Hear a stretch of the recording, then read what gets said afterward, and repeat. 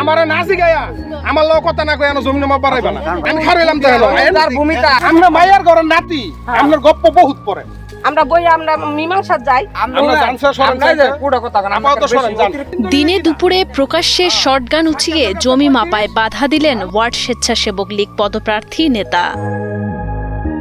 গাজীপুর মহানগরের দেশিপাড়া এলাকার ১৯ নং ওয়ার্ডের স্বেচ্ছাসেবক লীগের সভাপতি প্রার্থী রাশেদুজ্জামান মাসুমের বিরুদ্ধে প্রকাশ্যে শটগান উঁচিয়ে প্রতিপক্ষকে জমির খুঁটি তুলে ফেলার জন্য হুমকি দেওয়ার অভিযোগ করেছেন ভুক্তভোগী হারুনুর রশিদ। শটগান নিয়ে আমার বুকে ধরছে, আমার মাথায় ধরছে গুলি করার জন্য, আবার পায়ে ধরছে, হ্যামার নিয়ে এসেছিল, হ্যামার আমরা নিয়ে এসে এটা নিয়ে আমার মাথায় বাড়ি দিতে নিয়েছিল। ভুক্তভোগী হারুনুর রশিদের দাবি দেশিপাড়া মৌজায় পারিবারিক সূত্রে ১ একর ৪২ শতাংশ জমির মালিক তিনি, কিন্তু বেশ কিছুদিন ধরে সেই জমি দখল করে রেখেছেন স্থানীয় ফজল হাজির ছেলে রাশেদুজ্জামান মাসুম ও তার পরিবারের লোকজন।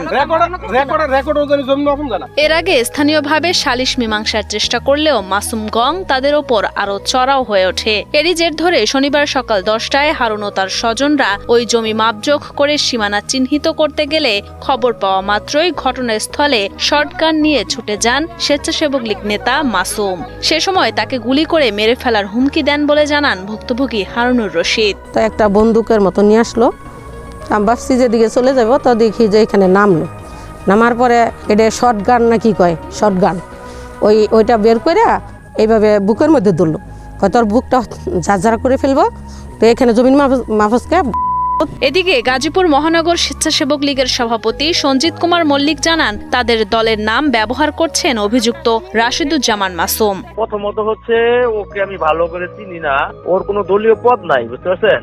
ওই ওয়ার্ডে কিন্তু আমাদের কমিটি আছে, ১৯ নম্বর ওয়ার্ডে হচ্ছে সভাপতি হলো জুবায়ের আল মাহমুদ আর সেক্রেটারি হচ্ছে সাদাত হোসেন।